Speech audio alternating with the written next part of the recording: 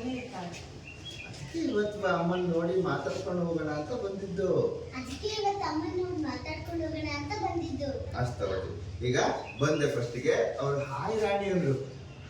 ಹಿಂಗಂದೆ ಹಂಗೆ ನೀನು ಹಿಂಗೆ ಕೊಟ್ರಿ, ನೀನೇ ಬರೆಯಕ್ ಶುರು ಮಾಡಿದೆ.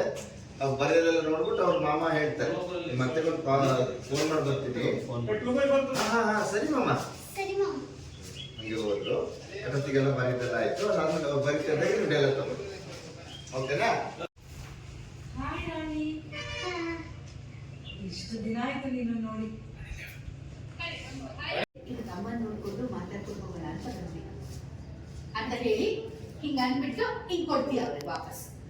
ನಮ್ಗೆ ನೀನ್ ನೆನ್ಪಾಗುತ್ತೆ ಪಾಪ. ನಿಮ್ಮಮ್ಮ ಅಂತೂ ನಿನ್ ನೆನ್ಪಲ್ಲೇ ಇರ್ತಾಳೆ. ಅದಕ್ಕೆ ನೋಡ್ಕೊಂಡು ಹೋಗೋಣ ಅಂತ ಬಂದು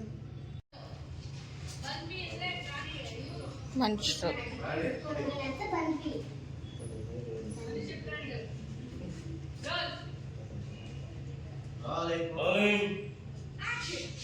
ನಮ್ಗೆ ನೀನ್ ನೆನ್ಪಾಗುತ್ತೆ ಪಾಪ.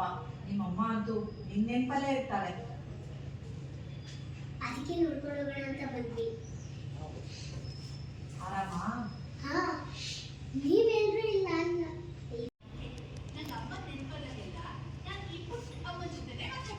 ಅದಕ್ಕೆ ನಾನು ನಮ್ಮಮ್ಮ ನೆನಪಾದಾಗೆಲ್ಲ ಈ ಪುಟ್ಟ ಅಮ್ಮನ ಜೊತೆ ಮಾತಾಡ್ತೀನಿ.